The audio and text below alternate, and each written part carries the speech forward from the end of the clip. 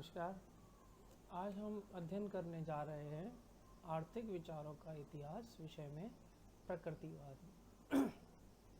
18वीं सदी के मध्य में जो आर्थिक सिद्धांत फ्रांस में प्रचलित थे उन्हें प्रकृतिवाद के सामूहिक नाम से जाना गया है। वास्तव में प्रकृतिवाद शब्द से ही अर्थ पता चलता है कि यह प्रकृति और प्रकृति से संबंधित कृषि को सर्वाधिक महत्व देने के अध्ययन से संबंधित है। किसी भी विचार या विचारों के समूह में सर्वाधिक योगदान उसमें भाग लेने वाले व्यक्तियों का होता है। यहाँ हम तीन प्रमुख प्रकृतिवादी विचारकों के बारे में समझते हैं। ये हैं फ्रांसिस क्वेने, डे मिराव्यू और रॉबर्ट टर्गो। फ्रांसिस क्वेने लुई 15वें के दरबारी चिकित्सक रहे और उन्होंने अपने जीवन के अंतिम चरण में ग्राम्य जीवन और ग्राम्य अर्थशास्त्र में विशेष अभिरुचि ली और गहरा अध्ययन कर महत्वपूर्ण निष्कर्ष निकाले। कृषि के प्रति विशेष लगाव होने के कारण उन्हें कृषि अर्थव्यवस्था को अग्रणी बनाने के लिए माना जाता है। यहाँ यह उल्लेखनीय होगा कि एक चिकित्सक होते हुए भी उन्होंने कृषि को महत्व दिया। यह अपने आप में एक अचरज वाली बात होगी। दूसरे हम अध्ययन करते हैं डी मिराव्यू का। इन्होंने भी अपनी रचनाओं में कृषि को पर्याप्त महत्व दिया और बताया कि जनता की स्वतंत्रता व अधिकारों की रक्षा के लिए किस प्रकार के कार्य किए जा सकते हैं।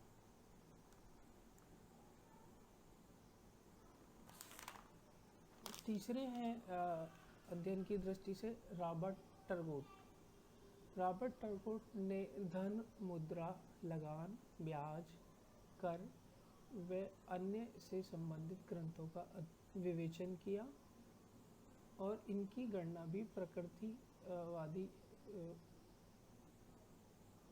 विचारकों में की जाती है।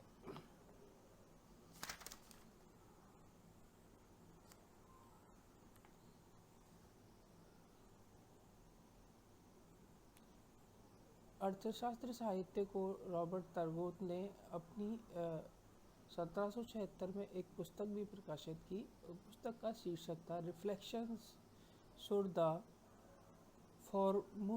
formation at la distribution riches। इस पुस्तक के कारण उनको प्रकृतिवादी विचारधारा में क्वेने के समान ही स्थान प्राप्त है। अब हम देखते हैं प्रकृतिवाद के उदय के प्रमुख कारण। प्रकृतिवाद के उदय के प्रमुख कारणों में पहला जो कारण है वह है वाणिज्यवादी आर्थिक नीतियों का विरोध। प्रकृतिवादी राज्य की शक्ति को कम करने तथा एकाधिकार को समाप्त करने के पक्ष में थे, जबकि वाणिज्यवादी व्यापार एवं उद्योग को पर्याप्त महत्व देते थे। इसीलिए वाणिज्यवादियों के विरोध के कारण प्रकृतिवाद का उदय हुआ। दूसरी ओर हम देखते हैं कि फ्रांस की आर्थिक, राजनीतिक एवं सामाजिक दशा भी प्रकृतिवाद के उदय के लिए जिम्मेदार है। फ्रांस के निरंकुश व तानाशाह राजाओं को आम जनता की इतनी चिंता या फिक्र नहीं थी और आम जनता अपने अधिकारों के लिए एक विशेष विचारकों की दिशा चाहती थी। ऐसे में प्रकृतिवादी विचारकों ने कृषि को पर्याप्त महत्व देकर जन जागरण का भी कार्य किया। विज्ञान के क्षेत्र में नई नई खोजें हो रही थी और आविष्कार हो रहे थे। उन्होंने भी व्यक्तियों को कृषि में अधिक उत्पादन करने के लिए प्रेरित किया और एक नई सोच के विकास होने से जनता में नई विचारों और नई क्रांति का सूत्रपात हुआ। कृषि पर पर्याप्त बल देने की आवश्यकता जताई जा रही थी। एक बहुत लंबे समय से लोग ये चाहते थे कि प्रकृति के प्रति आशावान रहे और व्यापार और उद्योगों को पर्याप्त बल न दे करके ही आगे बढ़ा जाए। करों के अत्यधिक भार से जनता त्रस्त थी, राजा के प्रति असम्मान और असंतोष था। ऐसे में प्रकृतिवादियों को अपने विचारों को प्रसार करने में पर्याप्त जगह मिल गई थी। प्रकृतिवादियों के प्रमुख आर्थिक सिद्धांत। पहला सिद्धांत है प्राकृतिक व्यवस्था। प्राकृतिक व्यवस्था से आशय है मानव समाज भी सभी प्रकार से प्राकृतिक नियमों से संचालित एवं नियंत्रित होता है, जिस प्रकार के नियम पशु समाज एवं वनस्पति जीवन को संचालित करते हैं।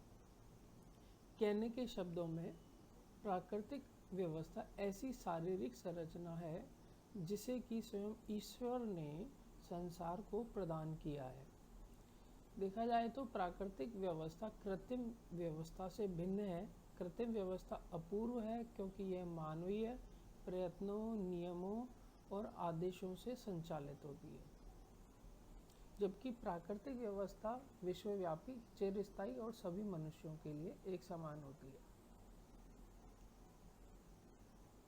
उनका कहना है कि व्यक्ति यदि उन सभी कठिनाइयों से दूर होना चाहता है तो उसे अपने समाज का संगठन प्राकृतिक व्यवस्था के अनुरूप बनाना चाहिए। प्रकृतिवादियों का मत था कि यदि व्यक्ति सामाजिक संगठन में प्रकृति की व्यवस्था को अपनाए तो सभी प्रकार की कठिनाइयों से मुक्त रहेगा। इस प्रकार हम देखते हैं कि प्राकृतिक व्यवस्था प्रकृति से बिल्कुल मूल रूप से जुड़ी हुई है। प्रकृतिवादियों की यह महत्वपूर्ण युक्ति लेज़े फेयर अर्थात लोगों को बिना हस्तक्षेप से अपनी इच्छानुसार कार्य करने दो, प्राकृतिक व्यवस्था के विचार के अंतर्गत ही कही गई। दूसरा है वास्तविक उत्पादन। प्रकृतिवादियों का वास्तविक उत्पादन का विचार एक महत्वपूर्ण आर्थिक सिद्धांत है।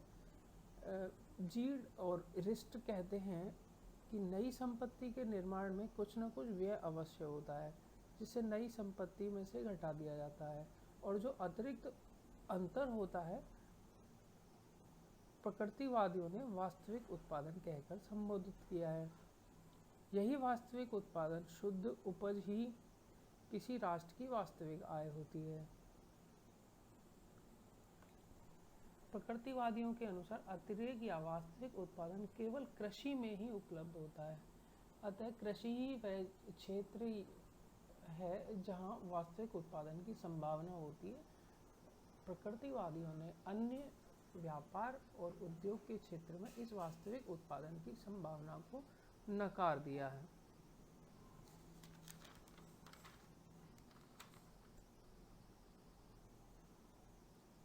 अब हम तीसरे बिंदु पर आते हैं, धन का परिभ्रमण।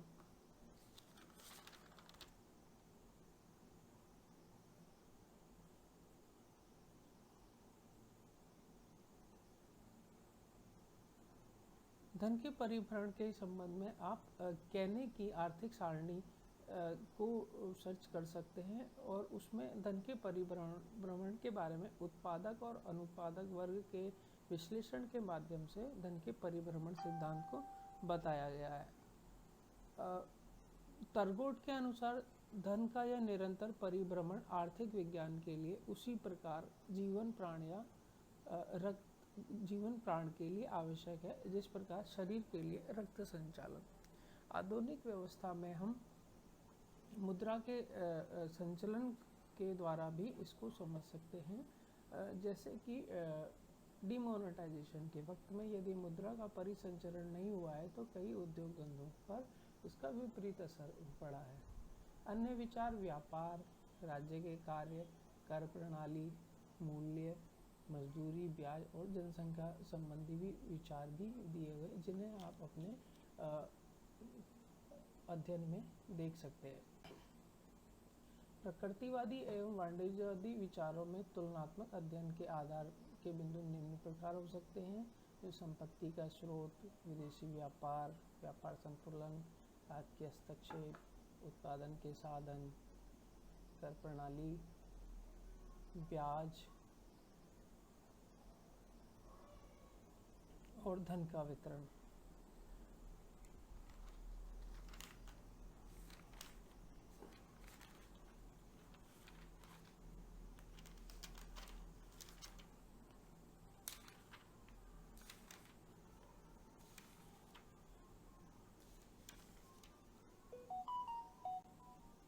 प्रकृतिवाद का आलोचनात्मक मूल्यांकन निम्न आधारों पर किया जाता है।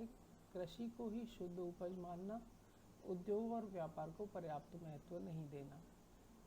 एक तरह से देखा जाए तो उद्योग और व्यापार को अधिक महत्व देना चाहिए, क्योंकि वह भी मूल्य का सृजन करते हैं, परंतु वास्तविक उत्पादन कृषि को मानने के कारण प्रकृतिवादियों ने अन्य व्यापार और उद्योगों को महत्व नहीं दिया, जो एक आलोचना का बिंदु है।